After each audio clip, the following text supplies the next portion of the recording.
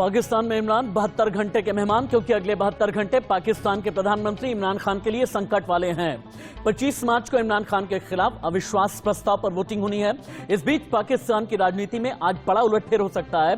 पाकिस्तान मुस्लिम league Nawaz यानी PMLN की नेता मरियम नवाज ने इमरान खान को निशाने पर ले लिया। मरियम ने कहा कि इमरान का गेम ओवर हो चुका है।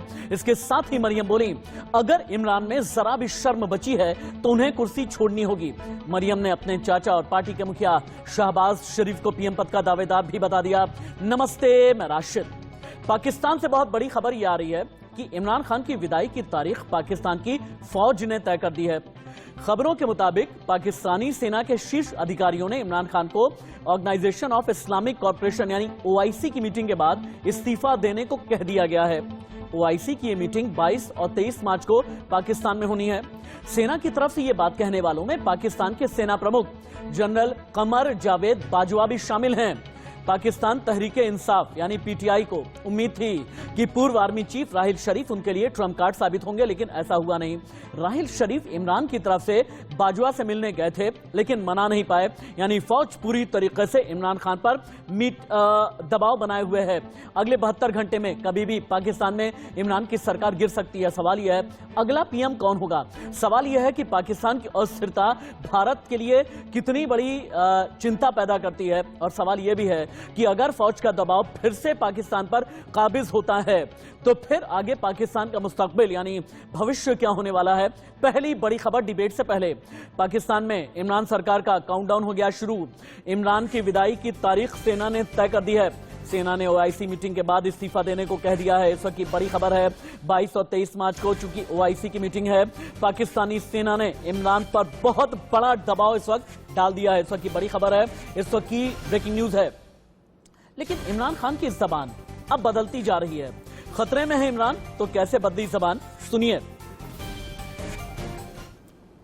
हमारे सामने भी अब दो रास्ते आ गए हैं। एक तरफ पाकिस्तान के बड़े बड़े नामवर डाकू वो सब इकट्ठे हो गए हैं,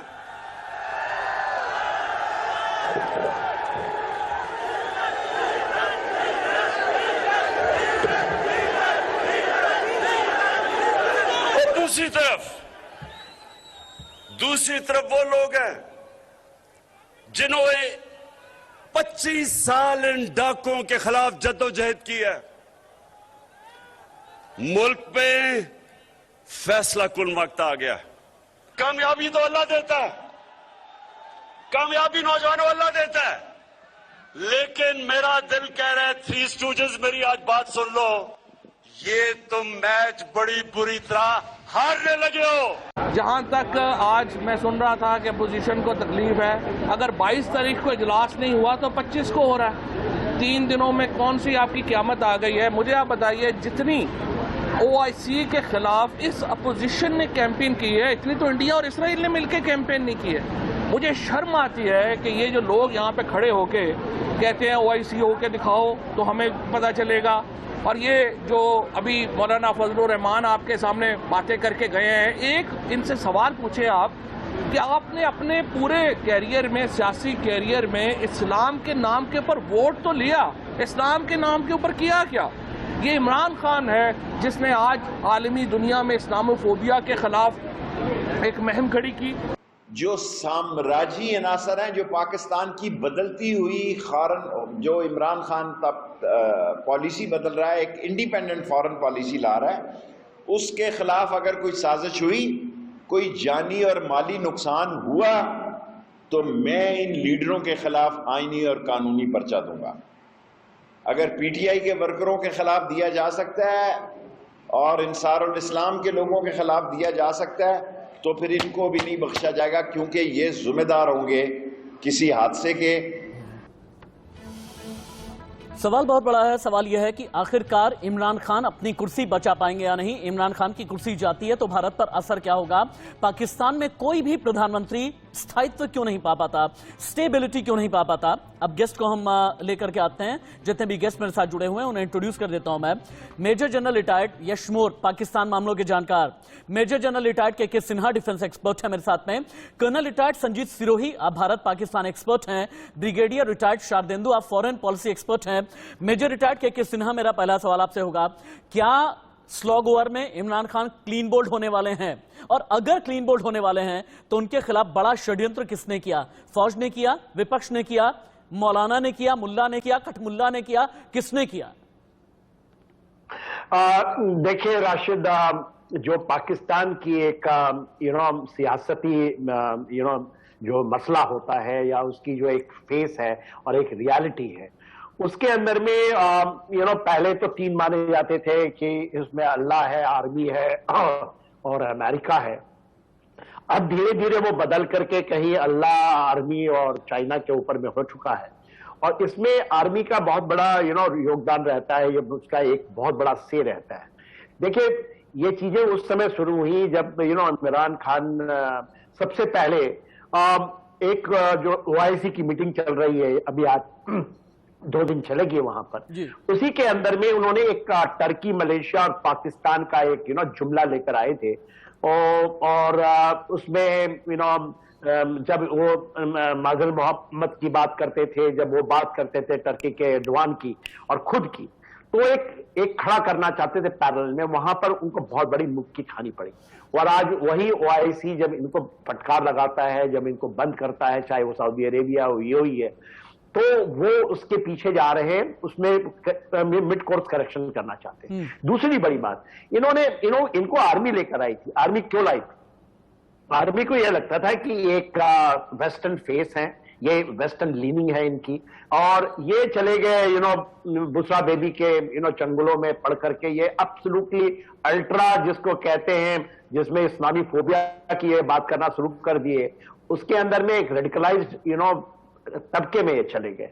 और उन्होंने उस समय हद कर दिया, जब फैज हमीद, आपको याद होगा, जो ISI के चीफ होते थे, और ये चाहते थे कि वो बने रहे, क्योंकि वहां पाकिस्तानी नेटवर्क के साथ अफगानिस्तान में जो किया, और नदीम अंजुम जो होते थे यहाँ बाजवा साहब के थे, तो उन्होंने उनकी रेड लाइन क्रॉस की। जैसे आपने यूक्रेन में देखा है कि जिस तरह से NATO रेड लाइन क्रॉस करने के बाद, ये रेड लाइन जब इन्होंने क्रॉस किया, ये तो इंश्योर किया बाजवा ने कि वो नदीम अंजुम ही बने ISI चीफ, और चीजों का उसके बाद जो चला है, और देखिए 4 साल के जो इनके कार्यकाल रहा है, उसमें ना दो बार पहले भी ऐसा मौका आया है जहां पर इनको नो कॉन्फिडेंस मोशन के लिए समहाउ ये स्टेल थ्रू किए। अभी बात इतनी बढ़ गई कि राहिल शरीफ की आपने बात की, कयानी के साथ भाग, ये परवेज मुशर्रफ के पास भागे गए और उनसे कहा कि कुछ ना कुछ आप करें। तो आपने बताया राहिल शरीफ ने शायद बाजवा से इसकी एक गुहार लगाई थी कि शायद एक मौका और दे दीजिए, 1 साल और कर ले तो 5 साल कंप्लीट हो जाए, और पाकिस्तान के इतिहास में जो कभी नहीं रहा है कि 5 साल कंप्लीट हो जाए किसी प्राइम मिनिस्टर का, तो शायद इमरान खान का हो जाए।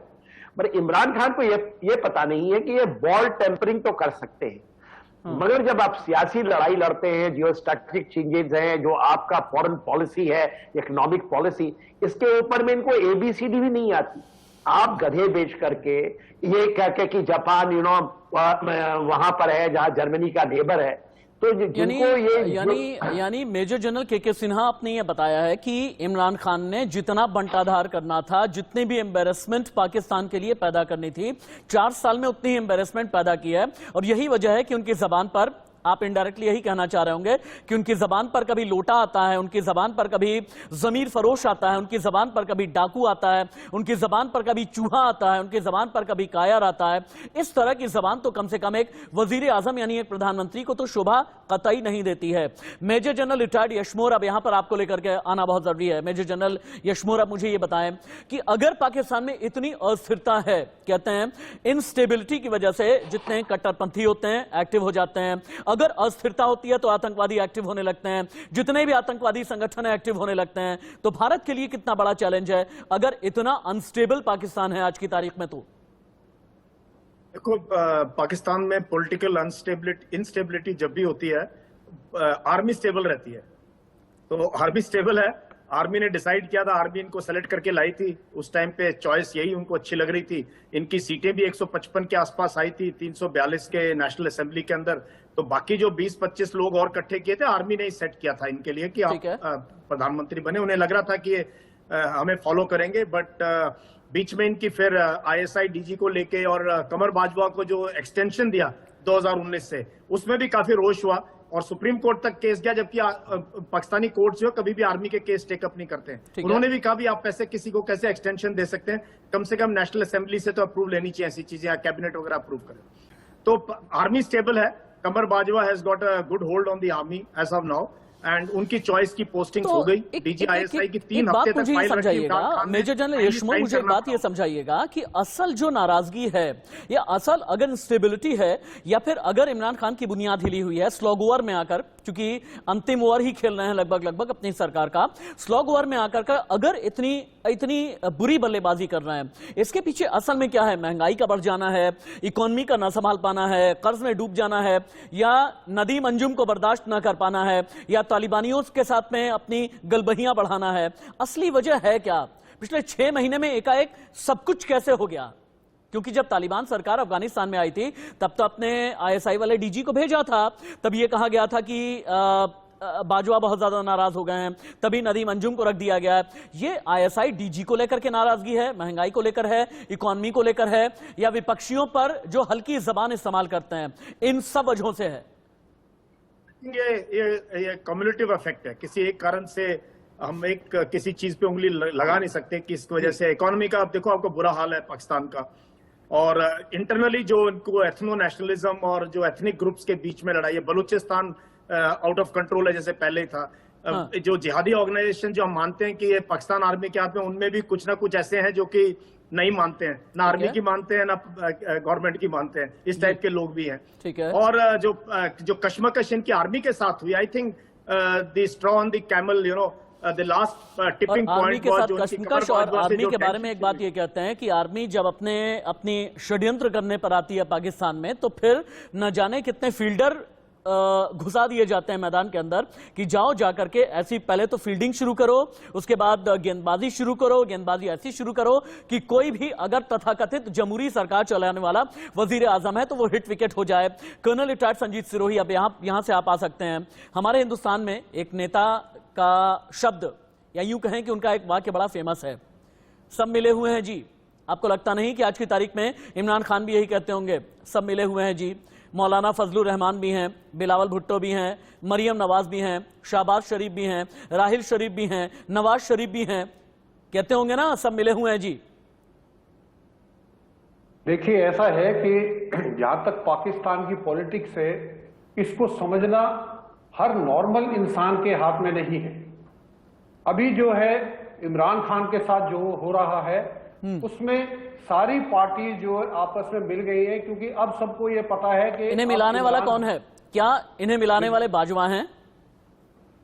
देखिए, जैसा कि जनरल सिन्हा साहब ने, जनरल मोर साहब ने बताया है, उन्होंने बताया कि 3 चीजें काम करती हैं, अल्लाह, आर्मी, पहले अमेरिका था अब चाइना है। अमेरिका और चाइना में चेंज आ सकता है, बट आर्मी हमेशा ही पाकिस्तान में, अल्लाह और आर्मी हमेशा ही पाकिस्तान में रहेगी। और जो भी कुछ पाकिस्तान में होता है या पहले जो भी हुआ है, उसमें आर्मी का हमेशा हाथ होता है, चाहे वो पॉलिटिकल पार्टीज को रिवोल्ट कराएं, चाहे वो अपने ही जो PTI के मेंबर्स हैं उनसे रिवोल्ट कराएं, चाहे जो भी कराएं, पूरा गेम जो है वो आर्मी खेलती है।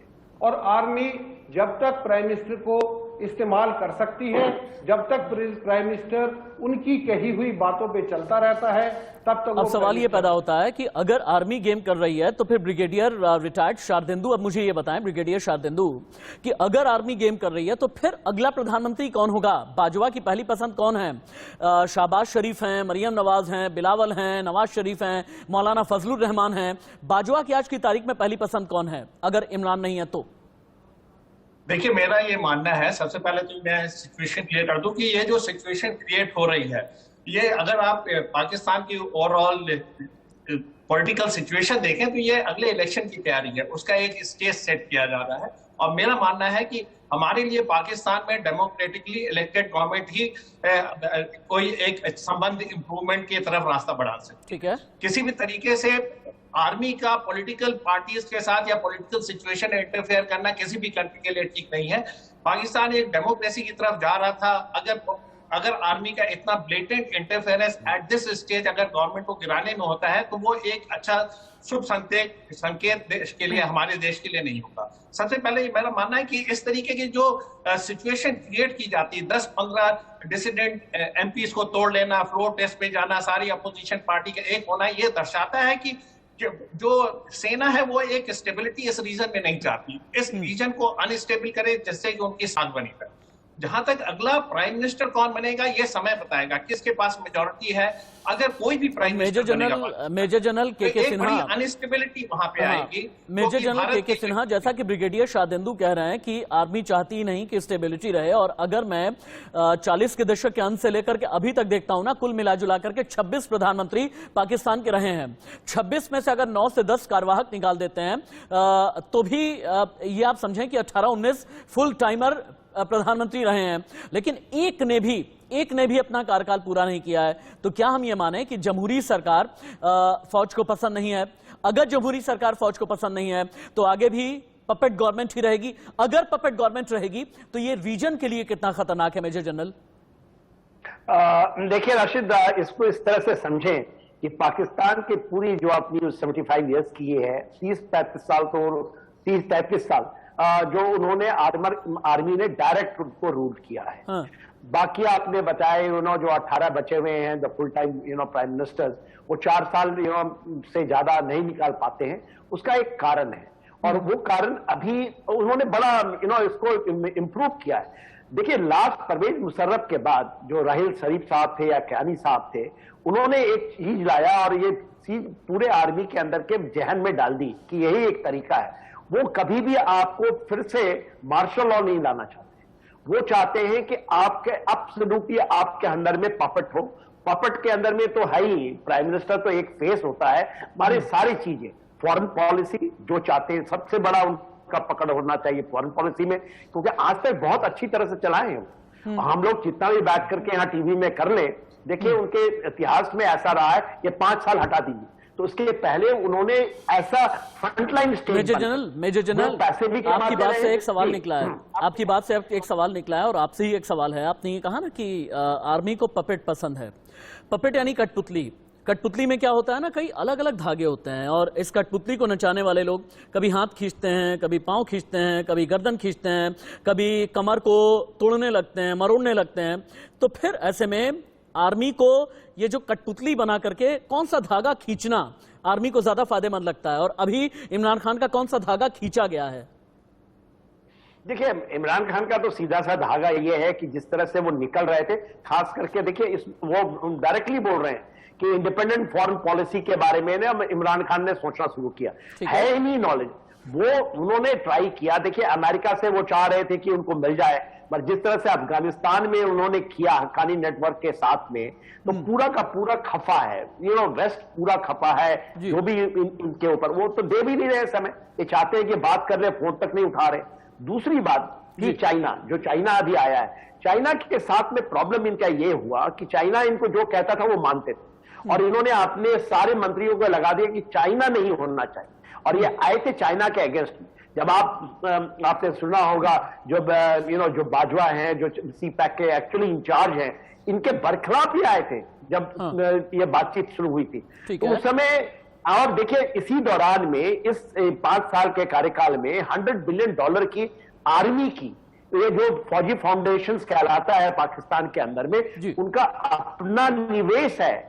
आप ले चाहे रोड हो, सड़क हो, तेज हो, गैस हो, एनी चीज आप देख लीजिए, पिज्जा तक ये पाकिस्तान आर्मी की डायरेक्ट वो चलती है, वहां से वो चलाते हैं। तो इकोनॉमी को वो जो ओलिगार्च की बात होती है ना, ओलिगार्च आपने सुन रहे हो, रशियन ओलिगार्च की बात हो रही है, बड़े बड़े, तो ये सारे बन चुके हैं, और ये सारे वेस्टर्न लीनिंग है। लेकिन कहते हैं ना कि अगर कोई वजीर आजम है या सदर जमहूरिया है, यानी अगर आसान शब्दों में मैं कहूं कि अगर कोई पीएम है या फिर प्रेसिडेंट है, तो फिर इस पद का एक इकबाल होता है, लेकिन ये इकबाल भी प्रधानमंत्री के तौर पर इमरान खान बचा नहीं पाए। मेजर जनरल यशमोर, अब देखें ना, इमरान खान के बयान तो देखें आप। JUIF के जो नेता हैं फजलुर रहमान, उन्हें डीजल कह करके चिढ़ाते हैं। जो जितने लोग उनके खिलाफ खड़े हुए हैं उनका यह कहना है इन सिंगर यॉर्कर से सभी को वोट कर दूंगा। कभी इन्हें कहते हैं डाकू, कभी इन्हें कहते हैं लोटा, कभी इन्हें कहते हैं जमीर फरोश। क्या यह माना जाए कि जितने बेहतरीन क्रिकेटर रहे हैं इमरान खान, उतने ही बुरे स्टेट्समैन रहे, उतने ही बुरे पॉलिटिशियन रहे, उतनी ही बुरी राजनीति की समझ रखने वाले रहे? मैं इसमें इमरान खान कई सालों से कोशिश कर रहे थे और उनकी एक इमेज थी देश के अंदर, और वो आए अपनी पार्टी को लेके, मेजॉरिटी में नहीं आए, बट लोगों ने सोचा चलो he is a good face of Pakistan, शायद एक मॉडर्न फेस दिखाएंगे, मॉडर्न इस्लामिक फेस पाकिस्तान का दिखाएंगे इमरान खान, जो फेल हो गया। लेकिन आप just go back to history, Ziaul Haq को प्राइम मिनिस्टर चीफ बनाया जुल्फिकार अली भुट्टो ने, उससे बड़े दगाबाज हो सकती है कि उनका पॉलिटिकल असैसिनेशन उन्होंने करा।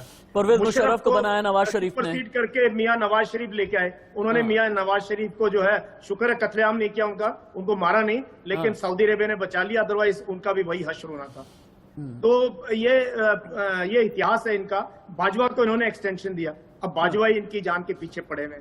तो ये इनका इतिहास है और ये तो कोई ज्यादा पुरानी बातें भी नहीं है, और यही रिपीट हो रहा है कि इनको कुछ टाइम के बाद जो थोड़ा असर्टिव होता है, ये पाकिस्तानी फौज, इसका मतलब यह है कि कुछ दिन के बाद में भले ही उनके लिए कोई अच्छा करे, कथित जमहूरी सरकार चलाने वाला, लेकिन कुछ दिन के बाद में बोर हो जाते हैं। नहीं, ऐसी बात नहीं है। जैसे कोई असर्टिव होना, देखो प्राइम मिनिस्टर वो असर्टिव होना चाहता है। Foreign policy specially related to China, Pakistan, US is with army, clear cut है। Afghanistan policy decided by army. तो जब ये सारे जो मेन मुल्क हैं जहां पर कि प्राइम मिनिस्टर कोई पॉलिसी चेंज करना चाहे या कोई बातचीत कर, सारा का अच्छा, आप ये कहना चाहते हैं कि जब अपने हुक्म को लेकर या अपने ऑर्डर या फिर अपने अधिकारों को लेकर के इमरान खान असर्टिव होने लगे और यही नागवार गुजरने लगा फौज को, जब ISI के DG को लेकर के असर्टिव होने लगे तो फिर यही नागवार गुजरा फौज को। जब ISI के DG को भेज दिया था काबुल, ये इस पर भी बड़े गुस्से में आ गए थे बाजवा। लेकिन कर्नल संजीव सिरोही एक क्रिकेटर के तौर पर बड़े बेहतरीन कैप्टन रहे हैं, बहुत बेहतरीन ऑलराउंडर रहे हैं इमरान खान। 1992 में वर्ल्ड कप भी पाकिस्तान को जिताया है और हम सब उस वर्ल्ड कप के गवाह रहे हैं दर्शक के तौर पर। लेकिन आपको लगता नहीं कि आज की तारीख में इमरान खान अपनों के लिए और विपक्ष के लिए जितने भी अपने साथी हैं उनसे ये कहते जरूर होंगे एक क्रिकेटर वाले अंदाज में कि लड़कों हमें बचा तो लो, मैं हिट विकेट होने वाला हूं, स्लो ओवर में मैं क्लीन बोल्ड होने वाला हूं, कहीं ऐसा ना हो कि मेरी बल्लेबाजी में एज लग जाए, कहीं ऐसा ना हो कि मैं वाइट बॉल कर दूं, कहीं ऐसा ना हो कि मैं नो बॉल कर दूं। रशीद जी, मैं आपको ये बताना चाहता हूं कि इमरान खान बहुत अच्छे क्रिकेटर थे और काफी फेमस थे। वो पाकिस्तान में नहीं, वो हर कंट्री में फेमस थे। India lot of people were fan of him. लेकिन जब से वो पॉलिटिक्स में आए हैं, जब तक वो ऑपोजिशन में थे, he was a good politician. The day he, जब वो प्राइम मिनिस्टर बन गए, और जैसे कि पहले मोर साहब ने भी बताया है कि आर्मी, जब तक प्राइम मिनिस्टर आर्मी की बातें सुनता है, शुरू में जब प्राइम मिनिस्टर बनता है तो उसको क्योंकि प्राइम मिनिस्टर बनना होता है, आर्मी की सपोर्ट चाहिए होती है, तो वो जो है वही काम करता है जो आर्मी उनको चाहती है कराना। लेकिन जैसे जैसे वो असर्टिव होना लगता है, वैसे वैसे जो आर्मी उनको दूर करना शुरू कर देती है। सेकेंडली, जो इमरान खान जो हैं वो अच्छे स्पोर्ट्समैन हैं, अच्छे कैप्टन थे, अच्छे सब थे, लेकिन he has not been a good politician, अच्छे पॉलिटिशियन नहीं बन पाए। फॉर एग्जाम्पल मैं आपको अभी बताता हूं, जैसा कि बताया गया एग्जाम्पल आपने दिए कि जो अपने ऑपोजिशन लीडर वो किसी को लोटा किसी को डीजल बोल रहे, वो अभी रशिया गए, जब यूक्रेन के साथ लड़ाई चली वो रशिया गए और उतरते ही उन्होंने कहा कि मैं देखो कितने अच्छे समय में आया हूं।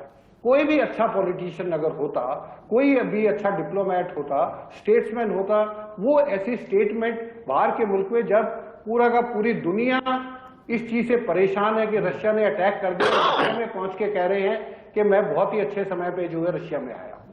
तो सम ऑफ दी स्टेट्स में जो उन्होंने, शायद कोई कुशल राजनेता होता तो जाकर के बयान देना तो छोड़िए सर, कर्नल संजीव सिरोही, जाकर के बयान देना तो छोड़िए, शायद रशिया जाता भी नहीं। क्यों? वो रशिया ना जाते अगर पुतिन उनको मना कर देता, लेकिन उसकी वजह थी कि पुतिन नहीं चाहता था कि वो उस समय जो है पाकिस्तान के प्राइम मिनिस्टर को मना करे, क्योंकि उससे जो है वर्ल्ड में ये मैसेज चले जाता कि देयर इज सम, कुछ ना कुछ होने वाला है। ठीक है तो वो नहीं किया। ब्रिगेडियर शारदेंदु, अब मुझे ब्रिगेडियर, ठीक है सर, कर्नल दोबारा आपके पास आते हैं। ब्रिगेडियर शारदेंदु, अब मुझे ये समझाएं आप कि भारत के लिए गद्दी पर बैठा हुआ एक जनरल ठीक होता है या फिर एक सो कॉल्ड लोकतांत्रिक सरकार चलाने वाला वजीर आजम? क्योंकि भारत ने एक जमाने में जनरल जियाउल हक को पाकिस्तान में देखा है गद्दी संभालते हुए, भारत ने जनरल परवेज मुशर्रफ को भी देखा है गद्दी संभालते हुए, भारत ने जनरल कियानी को देखा है, गद्दी तो नहीं संभाली लेकिन गद्दी पर बिठाए रखा था, प्रधानमंत्री को किस तरह इस्तेमाल किया था हमने देखा है, राहिल शरीफ ने कैसे इस्तेमाल किया था हमने देखा है। तो भारत के लिए फायदेमंद और मुफीद कौन, एक फौजी जनरल गद्दी पर बैठा हुआ या एक नेता? सबसे पहले मैं आपके सवाल का जवाब दे दूं, फिर मैं एक दो चीजें और हाईलाइट करना चाहूंगा इस पूरे संदर्भ में। सबसे पहले देखिए, हिंदुस्तान एक डेमोक्रेटिक कंट्री और हम चाहते हैं कि हमारे नेबर्स भी उतने ही स्टेबल और उतने ही प्रॉस्परस रहें जितने कि हम हैं। लिहाजा पाकिस्तान में डेमोक्रेटिक गवर्नमेंट का होना ही हमारे हमेशा हित में रहा है। मुझे ऐसा लग रहा है ना ब्रिगेडियर, आप अपनी बात यहीं से आगे बढ़ाइएगा, मुझे ऐसा लग रहा है कि आपके दिल में एक वो वाला दर्द आ रहा है कि हम दोस्त तो बदल सकते हैं लेकिन पड़ोसी नहीं, और इसीलिए आपके दिल से दुआएं भी निकल रही हैं। बिल्कुल, ये मेरा ये मानना है कि ये दुआ इस्लामाबाद तक भी पहुंचे।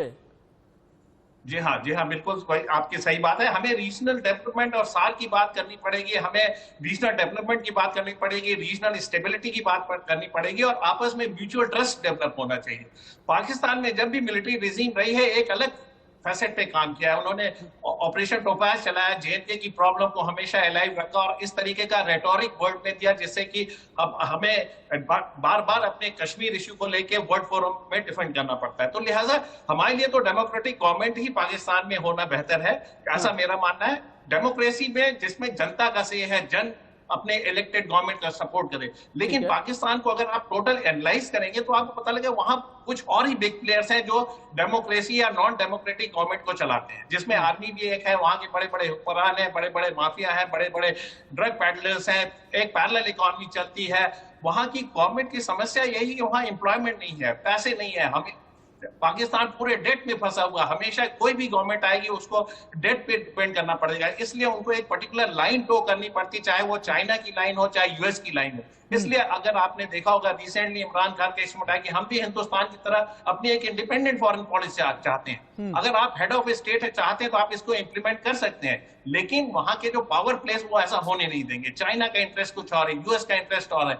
जब पूरा विश्व आज की डेट में टर्मोइल से गुजर रहा है, उसमें पाकिस्तान में इस तरीके की सिचुएशन पैदा होना कि इस रीजन को भी अनस्टेबलाइज कर दिया जाए, डिस्टेबलाइज कर दिया जाए। यहाँ गवर्नमेंट वीक होगी, दुनिया भर की इंसर्जेंसी बढ़ेगी, इंस्टिगेट होगा, जेएनके की प्रॉब्लम को फिल अप किया जाएगा। एक वीक गवर्नमेंट चाहता है फौज, अगर कोई गवर्नमेंट इलेक्ट होती है, या फिर फौज खुद इसको टेक ओवर करना चाहता है। तो ये अगर दुनिया में अगर आप पूरे तरीके से इसको एनालाइज करें तो बड़ा अनस्टेबल सा रीजन हो रहा है। तो हमारे लिए मानना यह है कि पाकिस्तान जितना स्टेबल होगा वो भारत के लिए अच्छा होगा, इस रीजन के लिए अच्छा होगा। अगर ऐसा नहीं होता है तो ये भी हम अनस्टेबिलिटी की तरफ जा रहे हैं। और इमरान खान का बिल्कुल कहना सही है कि वो भी एक इंडिपेंडेंट पॉलिसी परस्यू करना चाहते हैं। ठीक है, ब्रिगेडियर शाहदेंदू का ये कहना है कि पाकिस्तान स्टेबल रहेगा तो ये रीजन की स्टेबिलिटी के लिए बहुत ज्यादा जरूरी है। ब्रिगेडियर शाहदेंदू का ये भी कहना है कि हमारा पड़ोसी भी अगर स्थिर रहता है, स्थायी रहता है, ये भारत के हित के लिहाज से भी बहुत ज्यादा जरूरी है।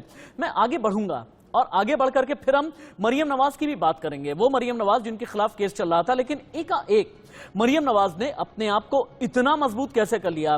बिलावल भुट्टो ने अपनी बुनियाद किस तरीके से तैयार कर ली? बिलावल भुट्टो, मरियम नवाज या फिर शहबाज शरीफ या फिर पंजाब के सीएम को लेकर, पाकिस्तानी पंजाब के सीएम को लेकर के जो बवाल मचा हुआ है, इसकी इनसाइड स्टोरी क्या है? 72 घंटे के बाद में क्या होने वाला है? क्या इमरान खान अपनी सरकार बचा पाएंगे या नहीं? सरकार बचाने के लिए राहिल शरीफ को भेज दिया, काम नहीं आया। सरकार बचाने के लिए पाकिस्तानी सुप्रीम कोर्ट चले गए, काम नहीं आया। सरकार बचाने के लिए अनुच्छेद 36 अपने संविधान का याद दिलाया, काम नहीं आया। क्या सरकार बच पाएगी या नहीं? अगर सरकार गिरेगी तो अगला प्रधानमंत्री कौन होगा? जो अगला प्रधानमंत्री होगा वो स्थायी होगा या फिर नहीं? पाकिस्तान में क्या कुछ चल रहा है, सब कुछ इंडिया न्यूज पर। आगे बढ़े उससे पहले हेडलाइन। अलग मुल्क बनने से, यानी अपने जब से अस्तित्व में पाकिस्तान आया है तब से लेकर के अभी तक 26 प्रधानमंत्री रहे हैं, लेकिन कोई भी प्रधानमंत्री अपना कार्यकाल पूरा नहीं कर पाया। फौज ने उसे हटा ही दिया। क्या इमरान खान की भी कुर्सी जाने वाली है? इस बीच एक बहुत बड़ी खबर, इमरान की आखिरी कोशिश भी नाकाम हो गई है। सूत्रों के हवाले से बड़ी खबर, नहीं काम आई राहिल शरीफ की मीटिंग। राहिल शरीफ इमरान की तरफ से बाजवा से मिले। पाकिस्तान के पूर्व आर्मी चीफ हैं राहिल शरीफ। राहिल शरीफ के मनाने से भी नहीं माने बाजवा। सूत्रों के हवाले से यह बड़ी खबर आ रही है।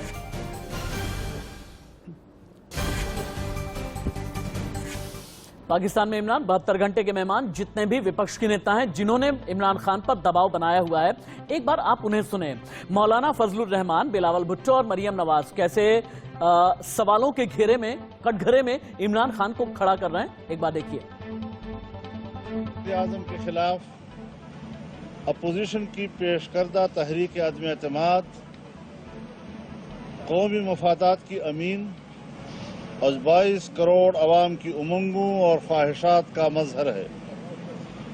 इस आईनी इक़दाम का दस्तूरी, कानूनी, पार्लिमानी और जमहूरी दायरे में रहकर सामना करने के बजाय नाअहल वज़ीर आज़म और उनकी हुकूमत आइन शिकनी और फसाद की राह अपना चुकी है। अरकान कौमी असम्बली को ऐवान में आने से रोकने की खुली आम धमकियां दी जा रही हैं। ये हुकूमत इस हद तक अदम एतमाद से भागना चाह रहा है, इस इलेक्शन से भागना चाह रहा है कि वो आईन तोड़ने पर आए हैं। पहले इन्होंने हमारा अदम एतमाद पेश होने से 2 दिन बाद पार्लियामान के लॉजेस पे हमला करके दहशत फैलाने की कोशिश की और मेंबर्स को गिरफ्तार कराने की कोशिश की। तो फिर सिंध हाउस पे और पार्लियामान के मेंबर्स के खिलाफ एक मुहिम चलाया गया और फिर सिंध। देखिए, बंदिश ये इस तरह से लोगों को चुप कराने के, जबरदस्ती डराने धमकाने के तो दिन गए। अब तो इमरान खान साहब के हिसाब किताब का और उनकी बंदिश का वक्त है। अब तो उसकी खैर मनानी चाहिए। दूसरा जो आपने सवाल किया, देखें 4 साल बहुत होते हैं परफॉर्मेंस दिखाने के लिए, और अगर आप ये समझते हैं, आप उस दिन तकरीर में मैं इमरान खान साहब को सुन रही थी, वो ये कह रहे थे कि अहमकाना बातें आजकल वो करते हैं और एक एक बात से उनका डिफीटिस्ट माइंडसेट जो है वो झलकता है और उनकी जो तकारीर हैं वो एक हारे हुए शख्स की तकरीर होती है। मौलाना फजलुर रहमान, बिलावल भुट्टो, मरियम नवाज, तीनों को सुन रहे थे आप, और इन्हीं तीनों ने सवालों के कटघरे में जब इमरान को खड़ा किया तो इमरान खान ने यह कहा था, इन स्विंगर यॉर्कर से तीनों को ही क्लीन बोल्ड कर दूंगा। हालांकि हिट विकेट इमरान खान खुद होते नजर आ रहे हैं और इमरान खान अपनी उर्दू जबान पर भी हिट विकेट हुए हैं। आप सुनिए अपनी उर्दू जबान पर कैसे बखेड़ा खड़ा किया इमरान खान ने और उर्दू जबान पर कैसे खिल्ली उड़ी है इमरान खान की, ये भी आप सुने। और बिलावल भुट्टो ने कितने सवाल किए हैं। पहले इमरान खान की उर्दू सुनिए और उसके बाद मरियम नवाज को सुनिए। खुदा का वास्ता है, ये अपने बेटे को खुदा के वास्ते उर्दू तो सिखा दो। हमने भी इस्लाम और रूहनियत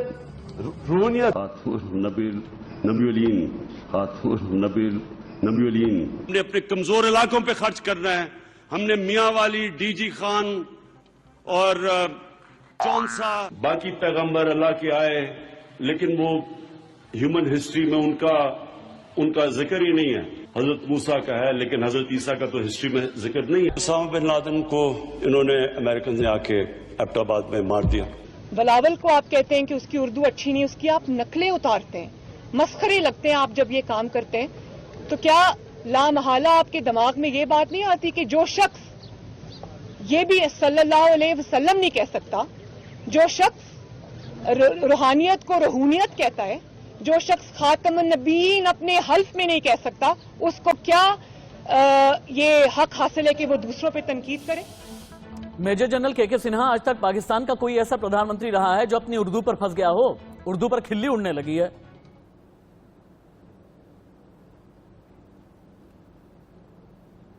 मेजर जनरल के सिन्हा, सुन पा रहे हैं आप मुझे? चलिए मेजर जनरल के सिन्हा, हाँ बोले आप बोले। इमरान खान की बहुत खिल्लियां होती है। जी हाँ, आप सुन रहे हैं? ऑडियो इंजीनियर, मैं एक बार आपसे ये चाहूंगा कि मेजर जनरल के सिन्हा की आवाज को थोड़ा ठीक किया जाए। ऑडियो इंजीनियर, जब आवाज ठीक है उसके बाद ही राशिद, सर आपकी आवाज, मेजर जनरल आपकी आवाज ठीक नहीं आ रही है। आपकी आवाज मैं ठीक करवाता हूँ, कुछ नेटवर्क इशू है, मैं उसे ठीक करवाता हूँ। उसके बाद मेजर जनरल दोबारा आपके पास में आऊंगा। मेजर जनरल यशमोर, क्या है ना कि प्रधानमंत्री एक इमोशनल कनेक्ट बनाते हैं तो फिर जनता यानी जो आवाम है अपना प्रधानमंत्री मानती है। जैसे हमारे प्रधानमंत्री हैं नरेंद्र मोदी अपनी जबान के जरिए, अपने इमोशनल कनेक्ट के जरिए, अपने बॉडी लैंग्वेज के जरिए कहीं भी जाकर के जनता का दिल जीत लिया करते हैं। लेकिन इमरान खान की जितनी खिल्ली उड़ी है उर्दू को लेकर, अपनी जबान को लेकर, विपक्ष को घिरने को लेकर, क्या ये माना जाए कि उनकी बुनियाद कमजोर करने में ये सारी चीजें भी इन्वॉल्व नहीं है, ये सारे फैक्टर्स भी रहे हैं? ये माइनर फैक्टर्स हैं, ये इलेक्शंस के दौरान और अपोजिशन का काम है एक दूसरे की खिल्ली उड़ाना या मजाक करना। मैं इसको सीरियसली नहीं लेता हूं, ठीक है, बट प्रॉब्लम इशू ये है कि इमरान खान आर्मी को कंट्रोल नहीं कर पाए। उन्होंने जहां इंटरफेरेंस करने की कोशिश की वहीं से स्टार्ट हो गया था काम इनका, आर्मी इनके अगेंस्ट होनी शुरू हुई थी। और दूसरी चीज ये है, समझने वाली चीज ये है कि उनकी जो पार्टी है उनके पास उतना कार्डर नहीं है। फिर तो मेजर जनरल पाकिस्तान में कोई भी प्रधानमंत्री शपथ ले, जब तक पाकिस्तान में कोई भी प्रधानमंत्री शपथ ले, एक कंडीशन होनी चाहिए। जो इनके ओथ के सेंटेंसेस होते हैं ना, जो शब्द होते हैं, उसमें एक कंडीशन होनी चाहिए कि हम जो भी मानेंगे सिर्फ फौज की मानेंगे, हम फौज की कठपुतली बंद करके रहेंगे, फौज के अगेंस्ट नहीं जाएंगे, फौज के अगेंस्ट असर्टिव नहीं रहेंगे, फौज के डिसीजन हमारे डिसीजन होंगे। फिर तो सीधे तौर पर यह होना चाहिए ना। देखो, थोड़ा सीरियस इश्यूज पे बात करते हैं। देखिए, पीपीपी, पीएमएल, नवाज, इनके पास कार्डर है, इनके पास सिंध में और पंजाब में और थोड़ा बहुत बलूचिस्तान में इनका होल्ड है। जो पाकिस्तान तहरीक इंसाफ पार्टी है इमरान खान की, उनका होल्ड ऊपर के इलाके में है, खैबर पख्तूनख्वा में और उस क्वेटा के इलाके में, वहां पर इनका थोड़ा बहुत होल्ड है। तो पॉलिटिकल पार्टीज डेमोक्रेसी के अंदर जो है, जो कार्डर बेस्ड पार्टी होती है, वो हमेशा जो है उभर के आती है। इस बार भी जो सिचुएशन अपीयर हो रही है वो यही हो रही है कि पीपीपी दोबारा एक, चाहे बिलावल भुट्टो उर्दू बोले ना बोले उससे कोई फर्क नहीं पड़ता, उनका कार्डर स्ट्रांग है। पीएमएल नवाज शरीफ की पार्टी भी पंजाब में दोबारा से काफी स्ट्रांग है उनकी पोजीशन वहां पर। तो ये दोनों कार्डर बेस्ड पार्टी हैं, ये डिसाइड करेंगे कि किस तरफ हवा चलेगी अभी। और आर्मी, ऑफ कोर्स आर्मी को जो पसंद होगा प्राइम मिनिस्टर उसी ने बनना है। लेकिन एक और सवाल है, इसमें कोई एक और सवाल है सर, आप ही की बात से एक और सवाल है जो मैं कर्नल संजीव सिरोही से करना चाहूंगा। कर्नल संजीव सिरोही, चाहे पीपीपी हो या फिर पीएमएल-एन, दोनों के ऊपर करप्शन के चार्जेस लगे हैं। डायरेक्टली करप्शन के चार्जेस इमरान खान पर नहीं लगे हैं, लेकिन इन दोनों पर करप्शन के चार्जेस लगे हैं। जरदारी को मिस्टर 10% तक भी कहा जाता था, नवाज शरीफ पर भी करप्शन के चार्जेस लगे, मरियम नवाज को भी घसीटा गया। इन करप्शन के चार्जेस को जीरो इन कैसे कर पाएंगे, न्यूट्रलाइज कैसे कर पाएंगे ये लोग?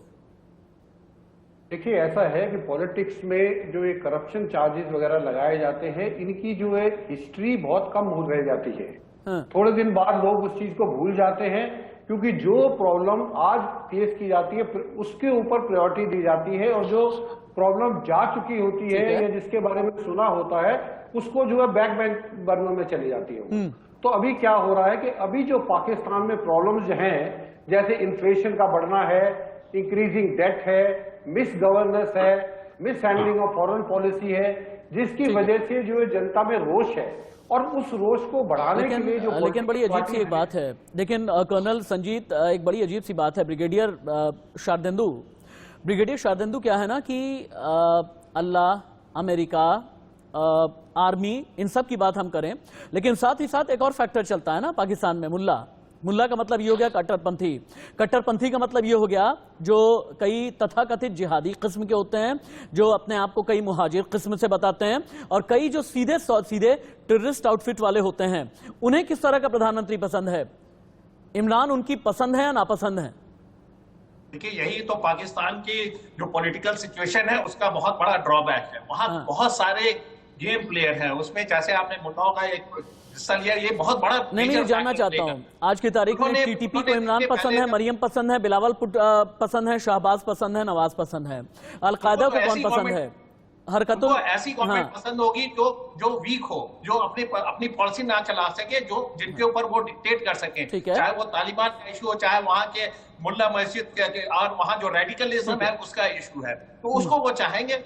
पहले उन्होंने सोचा था कि इमरान खान को अगर गद्दी पे बैठाते तो वो उनकी लाइन को टो करेंगे, क्योंकि उनका पॉलिटिकल एक्सपीरियंस इसमें उतना स्ट्रांग नहीं था। लेकिन जैसे जैसे समय बढ़ता गया, 4 साल इमरान खान के निकले, उन्होंने कहा कि इससे कहीं पाकिस्तान एक आखिरी सवाल के लिए मेजर जनरल के सिन्हा के पास में चलते हैं। मेजर जनरल के सिन्हा, अभी कुछ ऑडियो इश्यू आ गया था, लेकिन अब आपसे ये सवाल करूंगा मैं कि फर्ज कीजिए कि आगे मरियम को मौका मिल जाता है, या शहबाज को मौका मिल जाता है, या बिलावल भुट्टो को मौका मिल जाता है, क्या कितने दिन तक ये बच पाएंगे कि फौज की कठपुतली ना बने?